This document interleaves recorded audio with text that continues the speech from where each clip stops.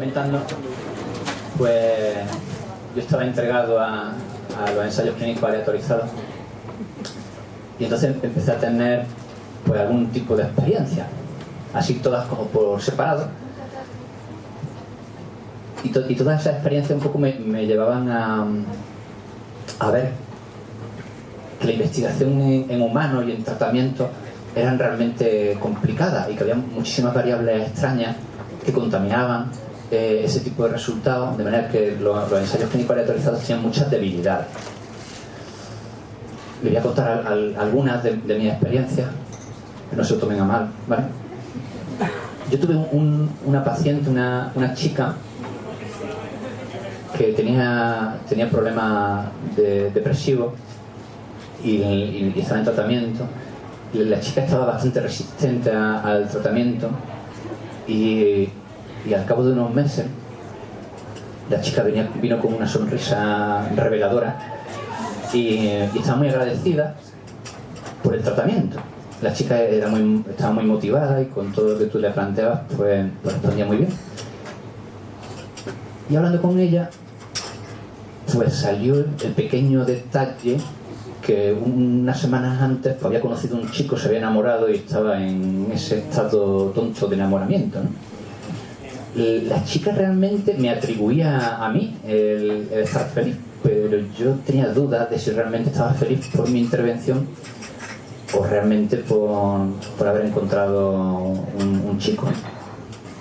Entonces, bueno, empecé a cuestionar muchas cosas sobre determinados tipos de terapia e incluso de posicionamiento, ¿no? Por ejemplo, yo estuve un tiempo trabajando en el contexto de la salud mental, tanto pública como privada, y sobre todo en el ámbito privado se tratan, por ejemplo, pues, mucha gente que tiene problemas de pareja. Mogollón.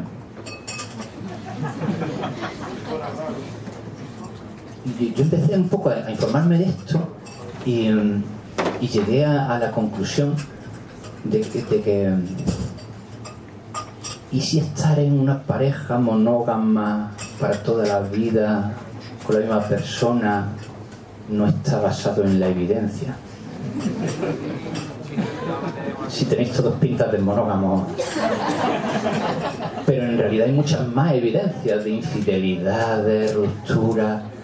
Estamos haciendo ensayos clínicos aleatorizados para que la gente no se separe, viva en pareja feliz, y a lo mejor la base que fundamenta esta historia pues no se sustenta, y lo mismo me pasaba con algunos diagnósticos, ¿no? Que estamos intentando, bueno, hace 40 y pico años, no sé si sabéis que hubo millones y millones de homosexuales que se acostaron trastornados y al día siguiente se curaron todos de golpe, cuando la Organización Mundial de la Salud y los DSM cambiaron el diagnóstico, ¿no? Que estaba considerado un trastorno mental, y de repente pues cambió un poquito esta historia, ¿no?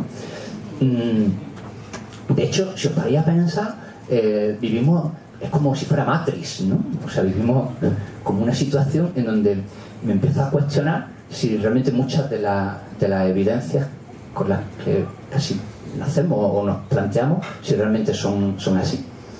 Por ejemplo, otra gran evidencia, no sé qué pensaréis, pero cuando yo lo he leído parece que resulta que no somos heterosexuales, ni siquiera homosexuales, sino que parece que hay más evidencias que dicen que puede ser que tengamos más tendencia a la bisexualidad o a la pansexualidad, como se dice ahora, que de hecho a esta situación, ¿no? Entonces realmente hay una cuestión también de base que está asociada a las intervenciones basadas en la evidencia, porque en algunas ocasiones intentamos también pues modificar o cambiar cosas bajo una mirada o un prisma que a lo mejor no es el adecuado. No sé si me explico, ¿no? En el sentido de que, bueno, a lo mejor si vivir en parejas monógamas no es lo que teóricamente sería lo natural, ¿no? Pues porque nos empeñamos en hacerlo, de ahí vienen los conflictos, no sé si veis, ¿no? Entonces, bueno, pues empecé a ver, pues, o a tener un poquito de sospechas de la propia metodología que yo estaba defendiendo, ¿no? Entonces, bueno, Pues entonces vi y empecé a analizar pues, todos los problemas metodológicos que habían asociado a los ensayos clínicos aleatorizados, ¿vale? Entre otros, pues nuestra vida, ¿no? Nuestra vida sigue presupuestos basados en la evidencia, o como he dicho antes, a lo mejor también, pues, no sé, tú te encuentras mucha gente que quiere ser feliz, pero que la idea que tiene de felicidad no está basada en la evidencia, está totalmente deformada, pero que su propia vida a lo mejor pues tampoco. Vi también que había mogollón de sesgos asociados al investigador. Esto me ayudó Morita también en esto, porque veía también en medicina hay muchas revistas, por ejemplo, que publican ensayos clínicos que no tienen resultados positivos. Y yo en psicología todos los veía positivos, todos positivos. Y decía, pues aquí nadie se equivoca, nadie tiene un ensayo clínico que no haya sido efectivo y tal, ¿no? Y entonces un poco como que incluso en algunas poblaciones, pues por ejemplo, no sé, con niños, por ejemplo, el establecer grupos controles, ¿no? Las propias reglas, ¿no? de que las personas que evalúan a los pacientes no sean los mismos que hacen las intervenciones y haya evaluaciones externas. En fin, me empecé a analizar un mogollón de ensayos clínicos y a todos les veía algún defecto, ¿no? También me encontré incluso publicaciones que ya me llegaron a preocupar. Por ejemplo, esta publicación en la revista Science, que como sabéis todos fue una revista muy importante, pues eligió 80 investigaciones experimentales en psicología, varias de ellas eran ensayos clínicos aleatorizados, y entonces sabéis que una de las condiciones básicas de la ciencia es la reproducibilidad, el hecho de que nosotros podamos escribir artículos con indicaciones para que otros investigadores independientes puedan replicarlo. Entonces ellos cogieron 80 investigaciones de todos los tipos, tanto básicas como aplicadas en distintos contextos, y se la dieron a equipos independientes para que replicaran investigaciones que habían hecho otros equipos, ¿vale? Y en este artículo que publicaron en Science, pues es que casi el 70% de esas investigaciones no pudieron ser replicadas. Entonces, bueno, pues también hubo una cosa que me generó también sospecha, era que también por aquel entonces las críticas a los diagnósticos DSM y CIE-10 pues estaban subiendo mucho. En realidad pues estaba cuestionando un poco su planteamiento, y prácticamente casi toda la totalidad de RCT, una de las variables dependientes más importantes eran los síntomas. ¿De acuerdo? Entonces, claro, si yo estoy generando una medida de síntomas asociados a criterios diagnósticos de patologías o de enfermedades que no están bien definidas, ¿no? O incluso que puede ser que no lleguen a existir, pues esto también puede ser preocupante, ¿no? Y entonces, bueno, pues, no sé, me empecé a acercar o a ver que a lo mejor también había otro tipo de medidas que se podían asociar a los ensayos, ¿no? Como otros acercamientos psicopatológicos, como el REDOC, que probablemente conoceréis, o High Top de Zimmerman, que en vez de ser categorías eran dimensiones, o las teorías de redes, o el marco de poder, amenaza y significado, que también te hacía pues reconceptualizar las cosas de manera distinta, porque claro, si tú ves solo en una persona síntomas y no ves otras cosas, pues a lo mejor cuando quieres establecer medidas, pues esto también pues te resulta como una variable que pueda contaminar un poco tu resultado, ¿vale? Realmente también casi todos los ensayos clínicos partían de manuales, y a mí esto me parece genial, ¿no? Que haya manuales porque estén tipificados, pero en realidad muchos de los planteamientos que se trabajaban en psicología, sobre todo de modelos psicoterapéuticos, eran muy difícil de manualizar, ¿no? Y entonces, claro, esto luego a la hora de también establecerlo en los ensayos clínicos pues resultaba pues un poquito complejo, ¿no? Y luego también veía una cuestión, porque cuando yo empecé a trabajar en el ámbito clínico, y luego ya me metí en el tema de investigación, pues también he vivido y he visto muy de cerca pues que hay bastante distancia o desencuentro entre lo que es el mundo aplicado, lo que hacen los psicólogos en la realidad con sus pacientes, a lo que se hace luego en el contexto de investigación, ¿no? En donde los pacientes muchas veces pues no están tan bien seleccionados y donde a lo mejor pues el contexto en donde se implementan las terapias pues es algo diferente, ¿vale? Bien, entonces todo esto pues también me hizo encontrarme con un follón que teníamos dentro de la propia psicología. Dentro de la propia psicología pues había un mogollón de gente que pensaba que todas las terapias en psicología, pues digamos como que todas valen igual, ¿vale?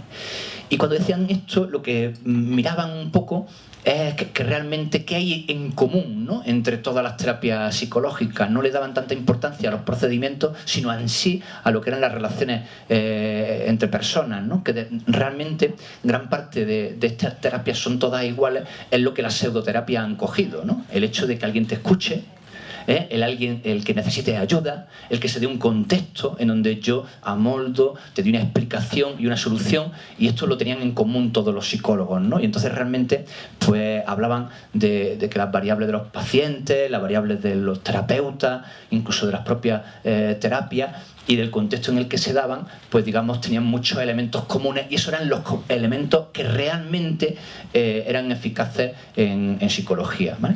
Esto lo han ido persiguiendo pues mogollón de movimientos en donde, bueno, se mete en todo el paquete pues todo como que vale por igual, ¿no?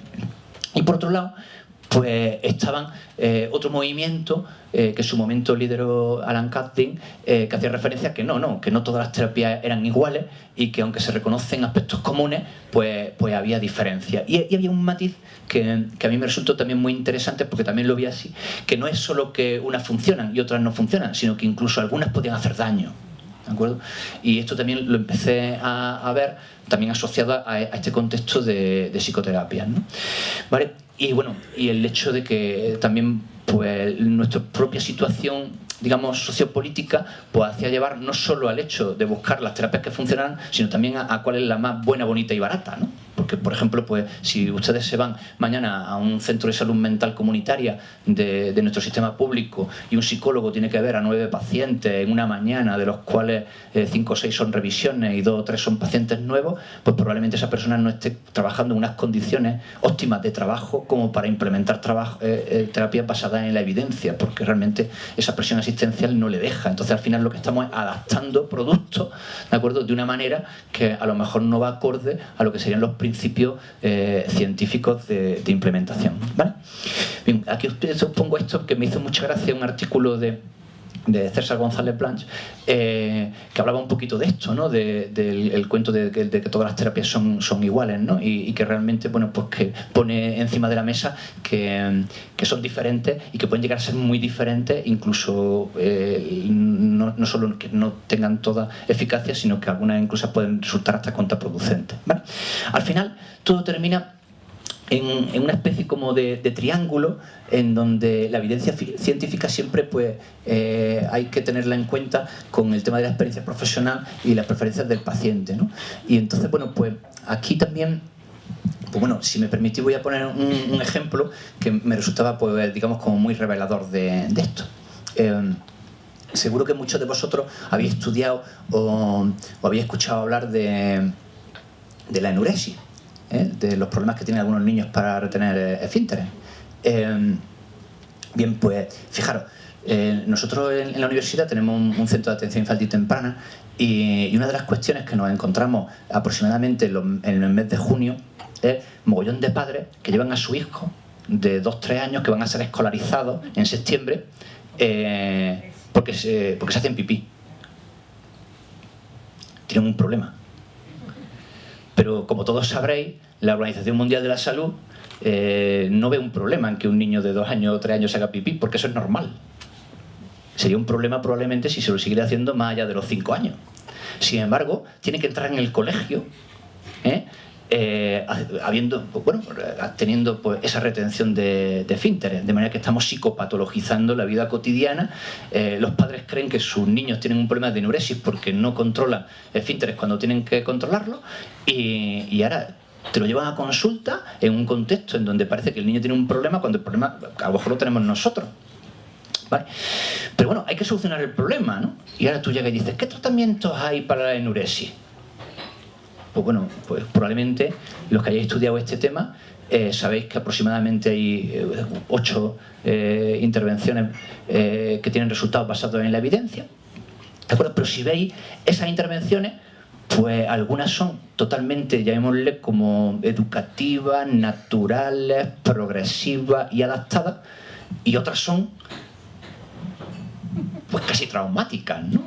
Conocéis una máquina maquiavélica llamada Pipí Stop, ¿no? Que tiene un sensor que en cuanto nota algo de humedad salta una alarma como un despertador, que el niño o muere del susto o se les quita, claro, efectivamente contrae el esfínter, el corazón y todo lo que valga. Claro, ¿es tremendamente efectiva? Sí, pues no le voy a decir yo a usted que no. Es apropiada para un niño. Imaginaros un chiquito que cumple años en noviembre o en diciembre, ¿no? Va a ser escolarizado en septiembre, que todavía no tiene ni los 3 años, y su padre en junio, porque ya ha ido a la reunión preescolarización, donde dice que me lo traigáis sin pañal y que controle, y te lo lleva para que tú hagas este tipo de intervención, ¿no? Cuando realmente, pues a lo mejor esto no tendría que hacerse de esta manera, se podría hacer de otra, y dentro de todos estos procedimientos yo podría utilizar, siendo efectivos todos, aunque unos más rápidos, otros menos rápidos. También hay padres. Tú dices a un padre, bueno, es que ahora, bueno, a lo mejor te tienes que despertar de madrugada. Yo, despertar de madrugada, pipí estos, por favor.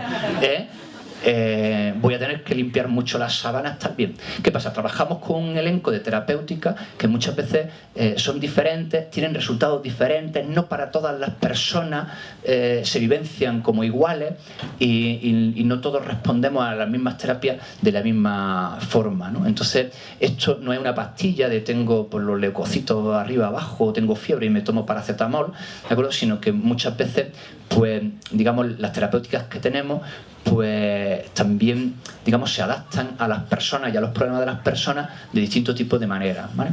Yo tuve también una experiencia con esto porque yo he trabajado en el diseño de varios RCT. He trabajado mucho en el contexto de problemas ansiosos depresivos en atención primaria, ¿vale? Y una de las cosas que me llama en atención primaria es, fijaros, ¿no? Atención primaria, médico de familia, entre 40 y 50 pacientes en una mañana, uno detrás de otro, aproximadamente 2-3 minutos para cada paciente, ¿vale? Cuadro, persona con síntomas leve moderado, ansioso depresivo, normalmente por problemas psicosociales, no sé, que tengo problemas en mi matrimonio por esto de no ser monógamo y tal, que os contaba antes, ¿no? O tengo problemas con mi hijo, o tengo problemas tal, ¿no? Y ahora el médico, el médico no tiene tiempo ni para escuchar el problema. Si no tiene tiempo ni para escuchar el problema, menos tiene para darle orientaciones, tampoco tiene formación para eso. ¿Y qué hace? Va al síntoma. ¿Y el síntoma qué es? Pues el síntoma es opresión en el pecho, sudoración, taquicardia, ¿vale? Y para ese síntoma, ¿qué es nada mejor que una benzodiazepina de acción corta? ¿Vale? Que bueno, que puede estar considerado como una droga, ¿de acuerdo? Y que cuesta dinero, pero es rápida. ¿Y resuelve el problema? No. Lo que hace es aplacar el síntoma. Realmente estamos gastando muchísimo dinero, tenemos totalmente saturado las consultas de atención primaria, y todavía hay muchos países en donde, como ha pasado con la IAPT en el Reino Unido, en donde han contratado, por ejemplo, psicólogos para esto, y por ejemplo, pues en España, pues sabiendo que es un problema que no se resuelve y que genera un gasto económico, una saturación, hiperfragmentación y problemas en los médicos, pues realmente no se hace, ¿no? Lo que quiero decir un poco con esto es que bueno, pues que nos encontramos en una situación en donde ni la realidad de la implementación de las terapias, ni muchas veces los procedimientos que desarrollamos para poder demostrarlas son lo suficientemente eficaces como para saber un poco, pues, qué decisiones tomar al respecto, ¿vale? Bien, hay muchísimas instituciones que informan sobre terapias basadas en la evidencia y que recomiendan tratamientos psicológicos eficaces, pues, para un mogollón de trastornos, desde la APA, en donde te hacen, bueno, pues tanto las evidencias de las propias terapias por separado como de los propios diagnósticos, por ejemplo NICE en el Reino Unido, que desarrolla guías de intervención. La propia Cochrane, que hablaba antes, ¿no? Que te dan resultados de revisiones sistemáticas, ¿no? Cuando tú tienes una pregunta, pues, por ejemplo, no sé, yo me leí el otro día uno que tiene que ver, ¿qué es más eficaz, los antidepresivos o la terapia cognitivo-conductual para la depresión, tal, ¿no? Y te hace revisiones en base al análisis de receta y metaanálisis para que tú puedas saber cómo elegir un tratamiento asociado al problema que tú puedas tener. Y bueno, y hay pues muchísimas más. Incluso hay una granadina o andaluza, no sé si la conoceréis, Psicoevidencia, y no sé, a lo mejor hay alguien por aquí que pertenezca a ella, que también reproduce evidencia y que ayudan a seleccionar tratamientos, ¿vale?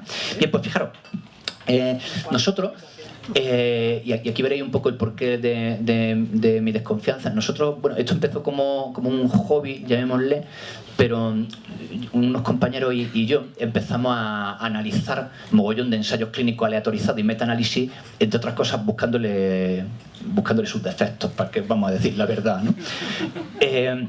Entonces nosotros nos fijamos en 4 de las instituciones que más prestigio tienen en el contexto de la psicología en cuanto a los resultados de evidencia que dan a los tratamientos, concretamente la división 12 de la EPA, NICE, Cochrane y la APS, que es el homólogo a la EPA en Australia. ¿Vale? Y entonces nosotros analizamos 135 tipos de tratamientos diferentes para 23 trastornos mentales. Claro, y entonces tú dices, bueno, pues si todo esto son organizaciones científico-profesionales de reconocido prestigio que todas dicen que aplican los presupuestos basados en la evidencia, si hacemos un contraste y un análisis de todos estos RCT, los comparamos entre estas organizaciones y vemos lo que recomiendan a sus científicos y a sus profesionales, pues ¿qué cabe esperar de una ciencia? Pues que obtengan resultados similares, ¿no? Y entonces, pues bueno, pues en realidad pues no nos encontramos lo que cabría esperar de una disciplina científica. Lo publicamos en esta revista, que dentro de nuestro campo de la psicología clínica es una revista moderadamente importante, y realmente nosotros pensamos que el hecho de que lo podíamos publicar en una revista tan buena fue porque pusimos un poco sobre el papel que el nivel de coincidencia y el nivel de tratamientos basados en la evidencia para una parte de trastornos muy importantes pues era muy baja. ¿De acuerdo? Como podéis ver ahí, solo los que están en negrita pues realmente tenían resultados que podíamos llamar razonables, ¿no? Y en el resto pues existían muchísimas debilidades metodológicas en la implementación de los RCT. Entonces, fijaros, aun siendo así, pues nosotros somos unos grandes defensores de los RCT, a pesar de esas limitaciones, ¿no? Pero claro, el hecho de haber tenido experiencia clínica y todavía tenerla, pues también me hacía un poco llevar, porque claro, yo llegué a mirar tratamientos que ni siquiera sabía que existían. Leía terapia y decía, pero esta terapia a mí no me la han enseñado, no sabía ni lo que era. Pero luego, en realidad, entre mi experiencia profesional y la experiencia profesional de mis amigos, familiares y conocidos, yo pensaba, pero bueno, y luego la gente en la consulta y en la realidad implementa esas terapias basadas en la evidencia. Realmente la gente termina la carrera y se sigue formando luego, leéis artículos científicos, miráis los RCT, las revisiones, realmente lo que hace el psicólogo, el ciudadano de la calle, en fin, ¿no? Está en este hilo, ¿no? Y en realidad, pues bueno, pues lo que me di cuenta es que los niveles de improvisación en los que trabajamos pues siguen siendo bastante elevados. Y que muchas veces pues lo que estamos viendo son cosas como si yo tengo, pues no sé, un paciente depresivo, un paciente que tiene un problema de angustia, pues a lo mejor digo, bueno, pues voy a darle un módulo de psicoeducación que va dirigido a que comprenda el problema, ¿no?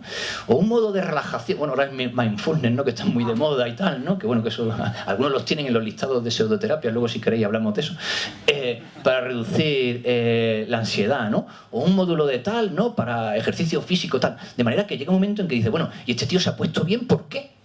¿Por qué parte de mi terapia o por qué técnica en concreto se ha puesto cuando estoy aplicando a lo mejor un paquete que contempla determinados tipos de técnicas, ¿no? Porque al final lo que parece que se hace mucho en la realidad es que mucha gente no sigue ni siquiera un modelo teórico, sino lo que siguen son técnicas, pruebas, funciona, esto lo hago y si no pues cambio, ¿no? Y muchas veces ni siquiera hay una, digamos, como unos criterios, ¿no? Para ser sistemático respecto a la elección de lo que yo voy a implementar para solucionar un problema, ¿no? Esto podía incluso llegar a ser hasta peor, ¿no? Porque cuando miraba todos estos tratamientos, pues me encontraba pues cosas geniales, ¿no? Esto yo, por ejemplo, cuando estudié era considero como un pecado, ¿no? O sea, terapia que en realidad lo que hacían era mezclar técnicas de distintos modelos teóricos, ¿no? Decía si Sigmund Freud levantara la cabeza, ¿no? Skinner o Watson, porque realmente pues lo que se hacía es que se mezclaban unos procesos con otros, ¿no? Y realmente luego no se sabía bien identificar lo que podría pasar con ese paciente si se debía a la aplicación de unas técnicas u otras. Entonces, claro, a nivel de laboratorio, cuando tú estás mezclando distintos tipos de actuaciones, muchas veces también resulta difícil el determinar o el controlar si el efecto terapéutico que le ocurre al paciente se debe a eso o se debe a otra cosa, ¿no? Vale, aquí tenéis algunas de ellas, ¿no? Que te mezclan, ¿no? La terapia de Morita, por ejemplo, de la ansiedad. Luego empezó por la ansiedad, pasó a la depresión y ahora dicen que para la esquizofrenia. Pero yo sigo sin ver más RCT, o sea, pero se sigue aplicando, ¿no? Que algo parecido también se le ha criticado, por ejemplo, a Mindfulness, ¿no? Con el tema de, bueno, nació con un pedagogo, al final se ha aplicado para todo y esto parece como hace 30 años con la relajación, que también relajación, un paciente entra a la consulta y se llevaba un paquete de relajación siempre, se pusiera como se pusiera o tuviera el trastorno que tuviera, ¿no? Y entonces pues estaba esperando, digo, bueno, que la terapia de Morita al final termine invadiendo, ¿no? Todas las consultas, ¿no? Pero incluso se encontraban mezclas, ¿no? de terapias que incluso pues podrían parecer como que son totalmente contrapuestas, ¿no? Entonces, bueno, pues realmente esto no facilitaba un uso científico de todo esto, ¿vale? Bien, los resultados un poco que nosotros reflejamos en este artículo es que realmente, a pesar de que la psicología clínica aplicada la queremos establecer dentro de un marco científico, resulta muy difícil establecerlo porque el trabajar en contextos naturales con pacientes pues es muy diferente a lo que se puede hacer en el tema de laboratorio, ¿vale? Detectamos muchos errores metodológicos, de hecho ahora mismo hay mucha gente preocupada por esto y se está intentando trabajar en sistemas que depuren o controlen el desarrollo de RCT para que no cualquiera pueda hacer un RCT y que cuando se haga un RCT realmente se ponga especial interés en controlar variables extrañas o que puedan contaminar para que podamos conocer con realidad si los efectos de la terapia que estamos implementando obtiene ese objetivo, ¿no? Y bueno, y sabemos y señalamos pues, que estas discrepancias pues, se pueden deber a múltiples razones, ¿no? No solo a sesgos relacionados con el tema de la investigación, sino incluso con sesgos que pueden estar asociados a grupos de investigación o asociaciones científicos profesionales que están más interesadas en premiar pues, determinados tipos de modelos teóricos sobre otros, ¿vale? Bien. ¿Qué me gustaría un poco pues, concluir o plantear con vosotros? Mirad, yo creo que todo esto tiene una base básica en la educación y precisamente en acciones como las que estamos teniendo aquí dentro del marco de la cultura científica.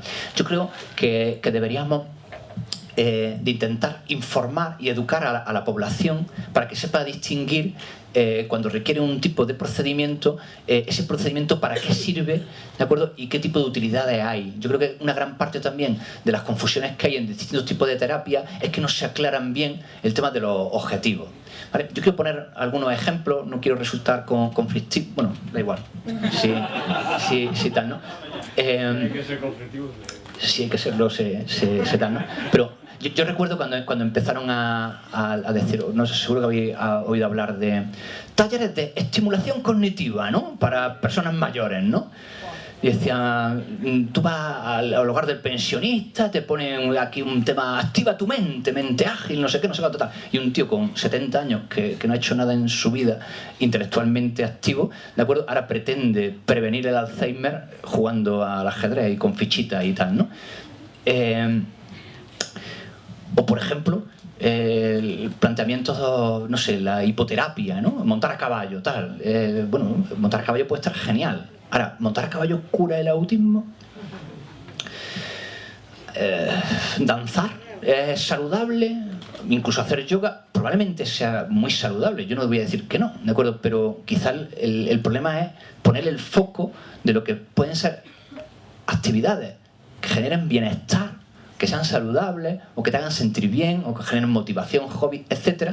Y otra cosa es que curemos enfermedades ¿de acuerdo? O que haya síntomas o cuestiones específicas que por determinados tipos de actuaciones se pueden implementar. Entonces yo creo que aquí es también muy importante el que nosotros no generemos falsas expectativas y eduquemos e informemos a la población de la diferencia de lo que puede ser un tratamiento con un foco sanitario enfocado a todo esto y lo que pueden ser otras actividades que pueden resultar positivas, ¿de acuerdo? Pero que hay que diferenciar, digamos, un poco el objetivo real, ¿no? Yo con esto también creo que deberíamos de llevarlo a las universidades, ¿no? A los estudiantes de psicología también, ¿no? Que intentemos educar más que adoctrinar y que también seamos críticos a la hora de establecer un poco la reflexión asociada a los tratamientos que vamos a implementar y a cuáles son sus efectos reales, ¿no? Y sobre lo que actúan, ¿no? Muchas cuando salió el ministerio con el tema de la pseudoterapia, cuando ponían ahí el tema de bienestar, bueno, yo lo hablaba muchas veces con algunos compañeros, a lo mejor no se trata del hecho de que hagamos listas de pseudoterapia, a lo mejor lo que deberíamos de hacer listas es de terapia. Lo que tienen que hacer los que están ahí es demostrar que hay evidencia científica para estar en esas listas, ¿no? Y tal, ¿no? Y determinar también pues un poco el tema de los objetivos reales, ¿no? De lo que son estas actividades, ¿no? Realmente, si hubiera educación y hubiera información y el usuario supiera esto, porque claro, no es lo mismo que tú digas, mira, si tú quieres ir a Reiki o quieres ir no sé, a una terapia electromagnética, vale, tú ves si quieres, ¿no? Pero que sepas que no hay una evidencia. Puede ser que el hecho de que tú creas, porque creer en que tú te vas a poner bien ya puede ser terapéutico, ¿de acuerdo? Pero yo creo también que el problema es que al final muchas veces jugamos con el engaño económico también de la expectativa de que esa persona cree que va a una cosa que realmente no es a la que va, aunque luego se pueda sentir bien. Yo no dudo que si ahora hiciéramos aquí una mini terapia de risoterapia y todos empezáramos a reírnos, ¿no? Y seguro que hay alguien que tiene una risa así como fácil o contagiosa y al final terminaríamos todos que con risas. Si os acordáis del último episodio este de risas que no podías parar de reír y que te dolía la barriga, al final te genera una situación de happiness, ¿no? Todos felices, ¿no? Y te encuentras bien. Pero bueno, ¿qué sentido tiene, no? Tú te encuentras bien, pero el objetivo, ¿qué te ha curado, no? ¿O qué problema tenías, no? A lo mejor si nos hiciéramos un poco todas estas preguntas, pues también podríamos poner cada cosa en su sitio a la hora de que las personas puedan elegir libremente, participar en actividades, pero distinguir entre los objetivos que tienen esas actividades y lo que realmente han demostrado en sus efectos cada una de ellas, ¿no? ¿Vale? Por eso creo que es importante el cómo se nombren, ¿vale? Y creo que eso sí puede ser determinante, ¿no? Porque cuando se utiliza el nombre de tratamiento o el nombre de terapia, o cuando digamos potenciamos algunos tipos de intervenciones, pues creo que se hace daño a otra cuestión. Y entonces yo creo que sí, pues este tema pues sí habría que cuidarlo, ¿no? Y quizá pues redefinir también objetivos vitales y resultados, porque también, como os comentaba antes, cuando hablábamos con el tema de lo de la monogamia y lo del tema este de la pansexualidad y demás, pues creo también que en muchas ocasiones tanto los diagnósticos están desenfocados, las medidas de nuestro RCT, los síntomas, las clasificaciones internacionales, pero también probablemente algunos aspectos sustanciales a cómo vive el ser humano, incluidos algunos aspectos, como por ejemplo, yo últimamente creo que los psicólogos nos centramos mucho en el bienestar psíquico, pero por ejemplo olvidamos el apartado corporal, ¿no? Que por ejemplo hay muchas pseudoterapias que nos están digamos adelantando por esa cuestión, ¿no? Yo creo que el foco realmente se tiene que ampliar y no solo centrar en los síntomas.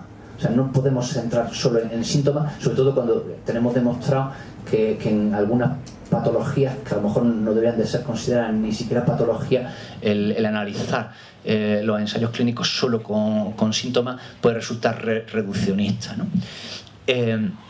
Bien, y habría que tener a lo mejor también otras cuestiones en cuenta, como por ejemplo también aspectos motivacionales, ¿no? Y bueno, y buscar evidencias, contrastar, comparar, realizar lectura crítica y científica, porque ¿sabéis qué pasa? Que cualquier persona os puede convencer de que una auténtica tontería es una teoría científica, ¿de acuerdo? Hay mucha gente que se lo cree y que a lo mejor la formación que tiene pues le impide distinguir en todas estas cosas. Solo hace falta pues un psicópata con carisma, ¿de acuerdo? Una idea divertida, ¿de acuerdo? Personas desesperadas, ¿de acuerdo? Y bueno, y el efecto placebo y otra cantidad de variables que de una manera u otra pueden interferir en todo esto. Entonces tú puedes llegar un día, no sé, a una charla que veas un cartel pensando que está yendo a un tema científico y en realidad volvemos a Matrix, ¿no? O estamos engañando y es todo mentira, ¿no? Bien, esto podría llegar a ocurrir, es una broma. Evidentemente, ¿no? Porque muchas veces la frontera o la diferencia entre lo científico y lo no científico realmente es solo un matiz, ¿vale? Bueno, pues muchísimas gracias por haberme invitado, espero que os haya gustado y ahora si queréis pues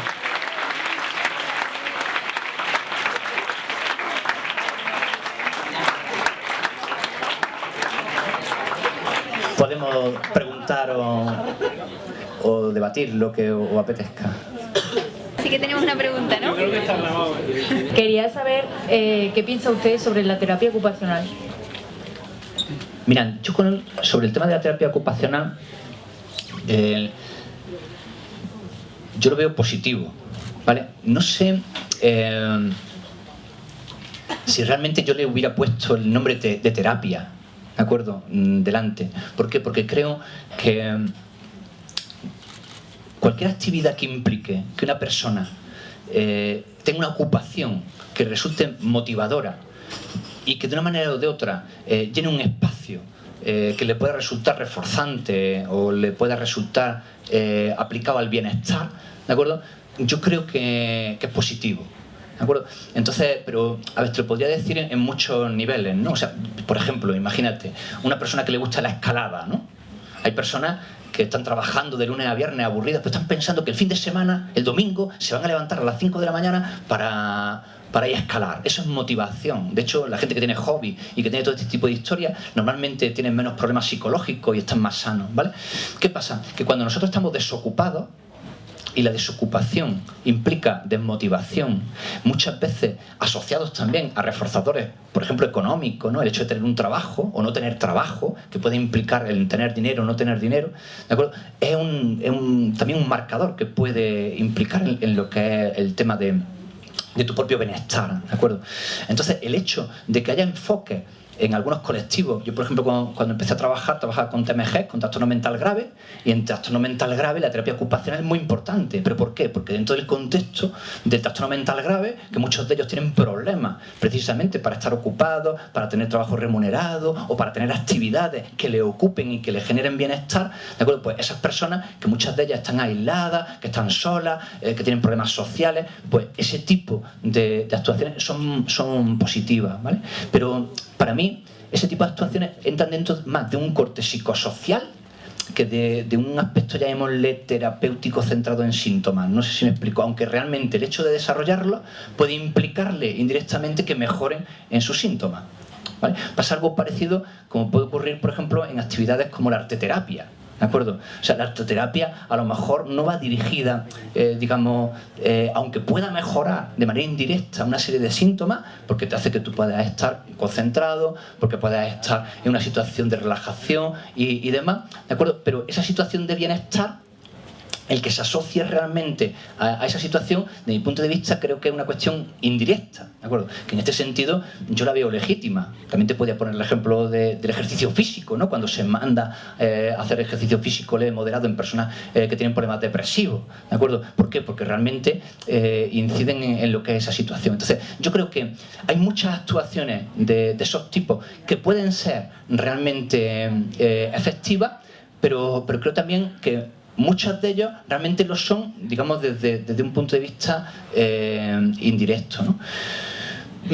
Eso desde el punto de vista metodológico es RCT puro, ¿vale? Pero precisamente un poco lo que yo os quería un poco señalar es eso precisamente. Si tenemos en cuenta que el ser humano somos algo que no es un síntoma, sino que es la vida, ¿de acuerdo? Y que es un conjunto o algo holístico, realmente yo creo que las terapias ocupacionales en determinados tipos de contextos pues son positivas, ¿vale? Pero en este sentido, ¿no? O sea, no es que no te curan el TMG, no te va a curar una persona con esquizofrenia, ¿de acuerdo? Pero sí va a mejorar aspectos asociados a su funcionamiento, a su calidad de vida y probablemente a su bienestar personal.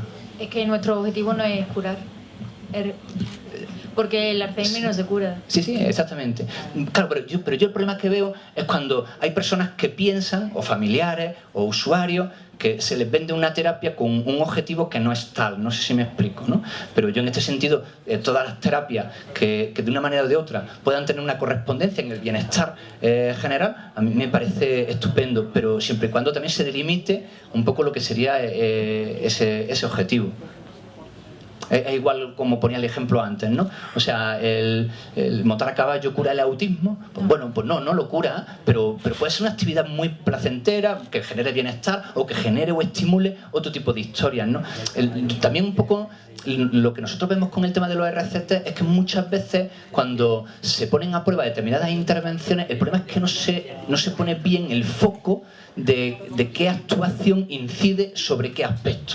Y en algunas ocasiones la imagen que dan algunas terapias es de que solucionan problemas mucho más allá de lo que sería el foco de su actuación, independientemente de que también haya diferencias individuales muy grandes que hagan que las personas pues vivencien determinados tipos de actuaciones, pues bueno, pues como muy importantes para su vida. A lo mejor para una persona pues montar a caballo o hacer escalada o tener un determinado tipo de ocupación, pues puede ser un elemento de bienestar como muy relevante. Pero es que eso sería un problema del profesional, no de la terapia en sí. O sea, si tú como profesional vendes o dices que vas a curar el Alzheimer o el autismo cuando no tiene cura, realmente estás engañando tanto a los familiares como a esa persona. Por eso comentaba un poco claro, que... pero es problema del profesional, no de la terapia. Sí, no, totalmente de acuerdo. Por eso os planteaba que creo también que hay un tema lingüístico de aclarar realmente los nombres de las cosas y para qué sirven las cosas, ¿de acuerdo? Para no llevar a engaño, ¿de acuerdo? Y para no generar expectativas en personas que ponen, digamos, fe en que realmente una actividad les va a generar, digamos, pues no sé, una curación, una historia, cuando realmente a lo mejor le genera un bienestar, pero que ese bienestar pues está relacionado pues, con un aspecto como muy específico. Por eso creo que también es importante que las cosas se llamen por su nombre, se le dé a la gente información, ¿de acuerdo? Y se delimiten un poquito estas cosas, que a veces son difíciles también de delimitar, ¿eh? Gracias. ¿Por dónde?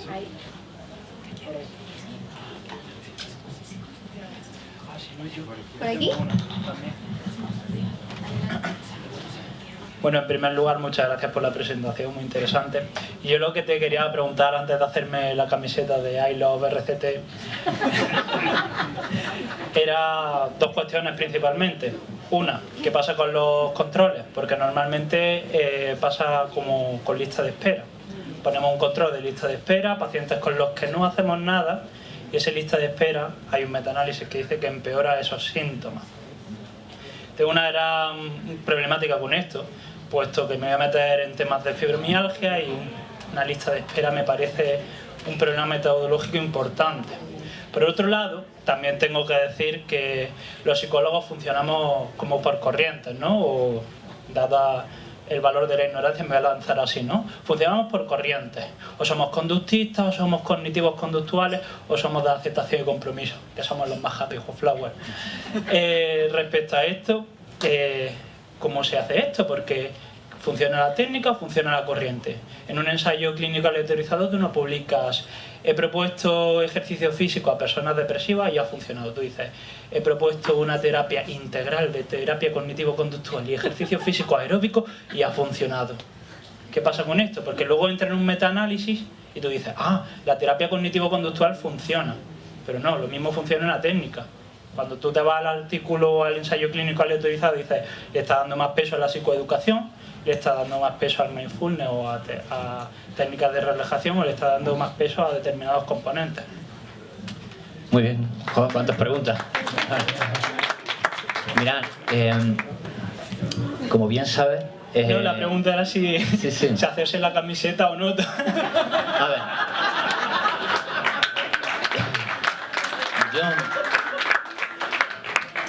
Yo me haría la camiseta, pero no me pondría el tatuaje.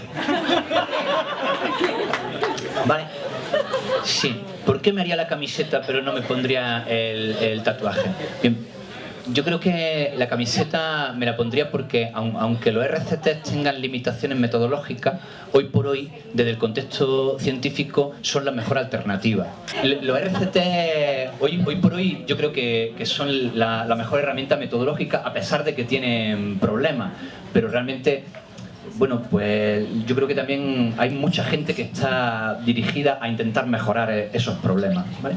Los problemas con los grupos controles en psicología son muy habituales y en algunos contextos son muy problemáticos, por ejemplo en el de los niños, ¿no? En psicología clínica infantil es realmente complicado, ¿vale?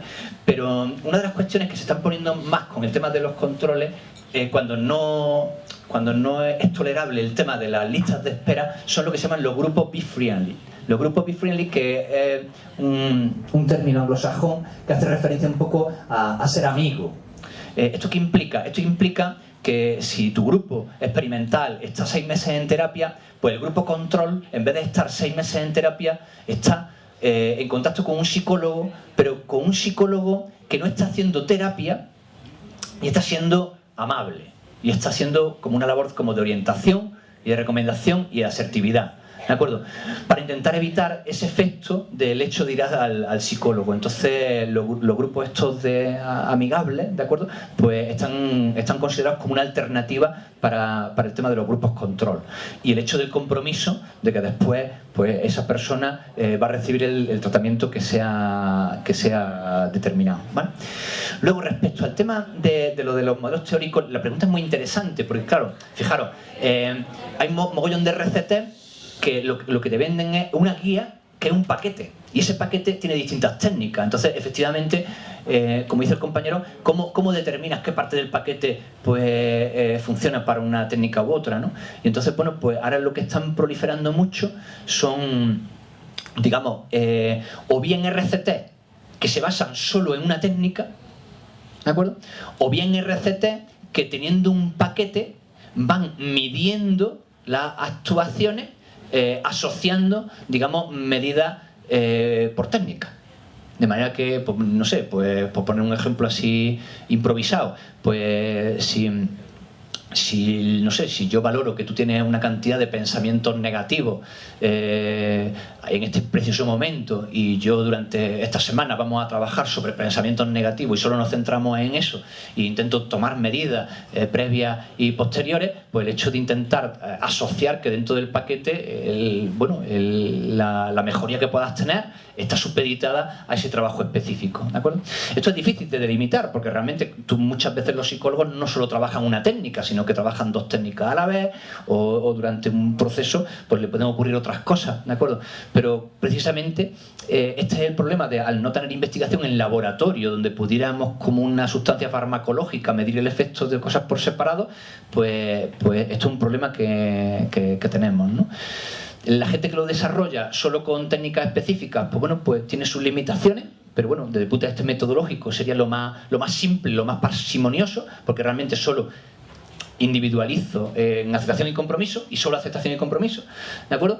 Y entonces sabes que todo se debe, o solo se debe, a la aceptación y compromiso. En el caso ya de que sea el tema del paquete, pues vas a tener muchas más dificultades, porque las variables se pueden contaminar o se pueden influir la una a la otra, ¿no?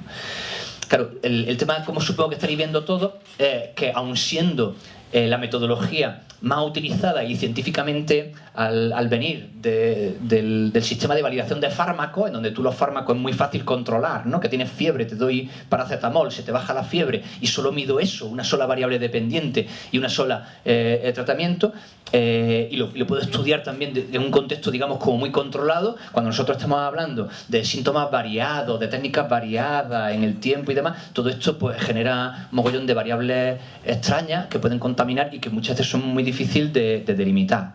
¿Vale? Entonces ahí está un poquito el tema de estas limitaciones.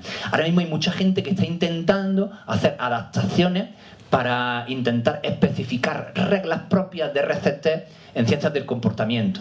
¿De acuerdo? Porque se ha visto pues, que las reglas generales que se aplican en otros contextos pues muchas veces son difíciles de implementar en el ámbito de la psicología clínica. Se está en camino, entonces pues por eso decía cuando os planteaba que había tenido mis dudas, porque aun siendo, digamos, un seguidor y científicamente aceptado el tema de los RCT, pues, y siendo lo menos malo o lo mejor que podemos tener dentro del contexto científico, pues hay que reconocer, como habéis podido ver, pues que tienen sus limitaciones, ¿no? Bueno, felicitarte por la charla, Juan Antonio, me ha encantado, he aprendido un montón. Y tengo dos preguntas muy breves. La primera es sobre la tabla que habéis puesto, del trabajo en el Clinical Research, las reviews, hay ceros. Es decir, había rayitas en algunos estudios y otros ceros. ¿Los ceros significa que no había ni una sola relación entre los estudios? El cero, sí. Los ceros que había es que no había coincidencia ninguna sobre los tratamientos de máxima eficacia en cuanto a la elección del tratamiento.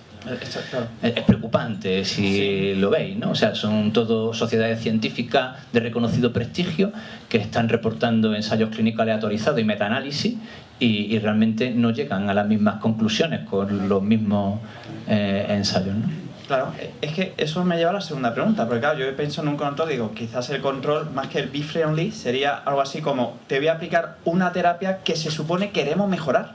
Bueno, ¿ese sería mejor control? Bueno, en realidad, ahora mismo, por ejemplo, en temas de publicabilidad de RCT, si tú haces un RCT, yo he puesto el esquema de lo que sería el RCT clásico de un grupo experimental con un grupo control, pero es cierto que cada vez se publican más RCT con 2-3 procedimientos terapéuticos experimentales, de manera que yo puedo comparar la terapia X con la terapia Y, con la terapia Z, aunque siempre debería de incluir algún tipo de control. Sí, nada. ¿Vale? También tengo que decirte que aunque debes de meter un grupo de control, hay también ensayos que no tienen grupos de control. Lo que pasa es que la fiabilidad, en la pirámide esta que yo os comentaba, pues la fiabilidad del ensayo baja. Esto pasa también, por ejemplo, en psicología clínica infantil. En psicología clínica infantil es muy difícil trabajar con listas de espera porque los padres no quieren que los chicos estén en listas de espera ni pueden hacer be-friendly y demás, ¿no? Entonces, muchas veces los tipos de ensayos pues, no facilitan el establecimiento de grupos controles. Entonces, el único control que hay es tu experimental, el pre con el post. O sea, tú coges un grupo que tiene X medidas, que tú le haces una intervención, luego vuelves a hacer la medida y dices, pues hay un cambio, ¿no? Pero claro, obviamente, pues eso pues tiene su limitación, ¿no? Pero es que claro, a mí me ha llamado la atención, dice, si hay terapias que es que no hay una relación o una coincidencia en resultados, ¿cómo vas a decidir cuál utilizo como grupo control? Claro, es que sería, no sé, quiero saber tu opinión, ¿cómo ves tú de conseguir una base, ¿no? Una base sobre la que podamos decir, venga, tenemos estas terapias, aunque sean 4, 5, 6, las que sean, pero una buena base sobre las cuales trabajar e intentar ir mejorando, ¿no? Porque te da la sensación de que he tenido un poco la sensación de que esto está un poco inestable, ¿no? Bueno, en realidad está bastante inestable. Vale, lo que pasa es que, claro, pero fijaros, mirad, hace poco tiempo estuve en una reunión del Colegio Oficial de Psicólogos en donde me llamaron para dar una charla de esta y tenían un problema porque en el Colegio Oficial de Psicólogos estaban representados divisiones, llamémosle, de modelos teóricos diferentes. Y entonces estaban a la gresca respecto a qué era lo mejor y qué era lo peor y tal, ¿no? Entonces todo el mundo decía basado en la evidencia, decían y luego al final terminaban basado en la evidencia y todo el mundo, lo que decía antes, ¿no? Que hacían cuestiones basadas en la evidencia. Entonces, claro, yo también hago cosas basadas en la evidencia, pero tengo espíritu crítico, o sea que hasta lo basado en la evidencia tiene dificultades. Y nos permitimos el lujo nosotros de criticar a la pseudoterapia y a determinada psicoterapia y tal, cuando aquí todo el mundo tiene un poquito por qué callarse, ¿no? En el sentido de que realmente, y los niveles de improvisación, yo he estado trabajando en contexto de salud mental, de servicios sociales, he visto en muchísimos sitios el nivel de improvisación con el que vamos los psicólogos y muchas veces que vamos ahí un poco que no seguimos criterios manualizados ni tal, ¿no? Entonces yo creo también que tenemos que hacer un poquito de autocrítica hasta los que nos consideramos supercientíficos, ¿no? Porque en muchas ocasiones le estamos, no sé, enmendando la plana a alguna pseudoterapia y a algún modelo, y luego realmente todo el mundo tendría un poquito esto, ¿no? En realidad, por ejemplo, cuando publicamos este artículo, cuando tuvimos el proceso de revisión, en una revista dura y demás, muchos de estos autores pues nos decían eso, o sea, que era sorprendente como que todos estamos diciendo que la ciencia basada en la evidencia, que tal, y estábamos poniendo encima de la mesa pues que hasta la ciencia basada en la evidencia respecto a la validación de tratamiento psicológico pues tiene agujeros negros y algunas deficiencias, ¿no? Que obviamente pues, son mucho mejor que no tener nada o que creer en algo que no está demostrado, pero que obviamente tenemos que trabajar para que intentar que el método científico pueda hacer que la evidencia sea mucho mayor de la que es, ¿no? Y sobre todo luego llevarlo a la realidad, porque todos estos ejemplos que hemos hablado, del niño que se hace pipí, de la atención primaria, de las campañas de prevención de drogodependencia, pues yo lo que visualizo es que tanto en contextos generales de campaña como individuales, pues se están implementando cientos y cientos de actuaciones que no están basadas en la evidencia, y muchas de ellas con respaldo de políticos y de gestores que están desarrollando procedimientos pues que ni siquiera se preocupan en comprobar si realmente son eficaces. Entonces yo creo también que tenemos que ser todo un poquito más críticos con nuestro trabajo e intentar ir más enfocados a prestar atención a estos aspectos, ¿no? Que están un poco descuidados, sobre todo en contextos profesionales, ¿no? Venga, la última. Yo, bueno, soy profano en esto, ¿vale? Pero me atrae mucho el tema de evidencia. Y entonces la pregunta que querría hacerte, o sea, si tratáis científicamente esto, o sea, hay otras corrientes científicas que traten esto también, o sea, porque, por ejemplo, para medir hay una regla, pero también hay fractales en la naturaleza. Entonces, si tú mides, no lo sabes, si lo sabrás, la frontera de los países, depende de qué país lo mida, le va a salir una amplitud u otra. Entonces, hay diferencia en eso, ¿no? Hay diferentes formas de actuar a nivel cognitivo, ¿no? Y luego, algo sobre lo que has ido comentando, ¿qué diferencia para ti hay entre religión y secta? Bien, Potente. vale. Bien, respecto a la primera pregunta, yo estoy totalmente de acuerdo contigo. No, en la geografía hay esas interpretaciones. En psicología creo que puede haber bastantes más que en geografía, con toda seguridad. Hay muchos paradigmas o modelos teóricos de psicología que implementan o analizan una misma realidad de una distinta manera. ¿De acuerdo? Y eso se plasma también en el tema de la investigación. Yo creo que casi todos los modelos están detrás de utilizar los RCT, incluso modelos que clásicamente no lo utilizaban, porque se ha descubierto, pues, por ejemplo, en muchísimos sistemas sanitarios no te dejan que implemente determinadas terapias como no tenga un sustento detrás de RCT, ¿no? Entonces, casi todas las corrientes de metodología en psicología se están acercando a intentar validar sus terapias desde esto, pero la realidad de cómo interpretan, digamos, determinados tipos de eventos clínicos son también diferentes. Y esa diversidad existe.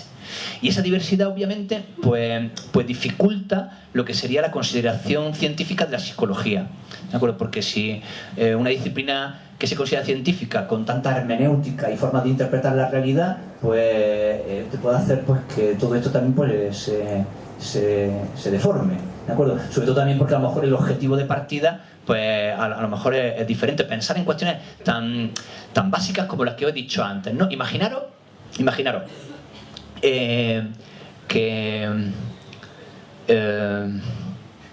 en Frozen 2 Elsa fuera lesbiana, ¿de acuerdo? Imaginaros qué efecto generaría en miles de millones de niñas que vieran con naturalidad que la princesa Elsa es lesbiana. ¿Qué pasa? Sería maravilloso, ¿de acuerdo? Pero sin embargo no ocurre. ¿Por qué no ocurre, no? Hasta hace poco tiempo había gente que estaba intentando validar tratamientos psicológicos para los homosexuales.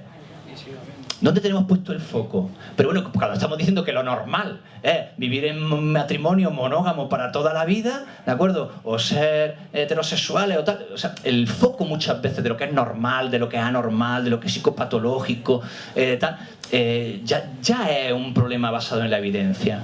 Y bueno, y en realidad esto, pues bueno, yo creo que también es un problema de conceptualización de nuestra propia disciplina, y en ese sentido, pues sí te puedo decir que hay muchísimos modelos de psicología que la interpretación e implementación de las realidades psicopatológicas o de problemas y de intervenciones son totalmente diferentes, ¿vale?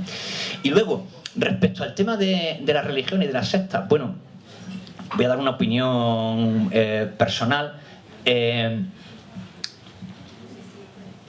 Yo he leído, es un tema que me ha interesado, y me he encontrado pues, muchos especialistas y autores que hacían listados de sectas, y me llamaba la atención como que había muchos de ellos que incluían religiones y facciones de religiones.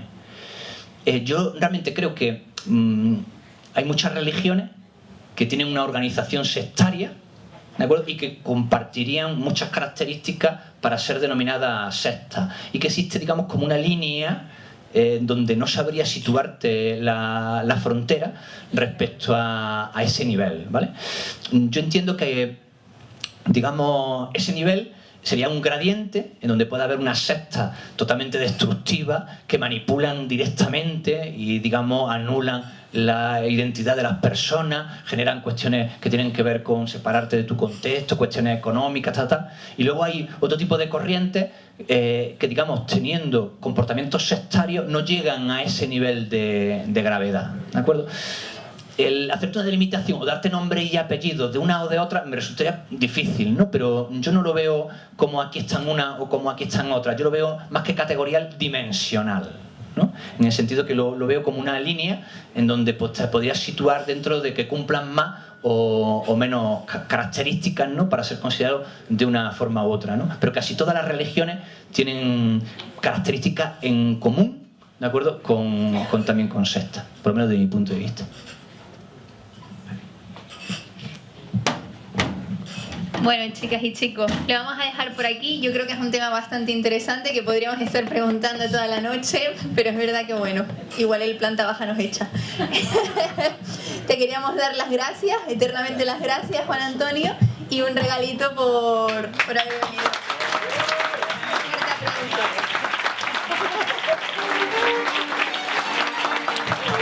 Muchas gracias a todos.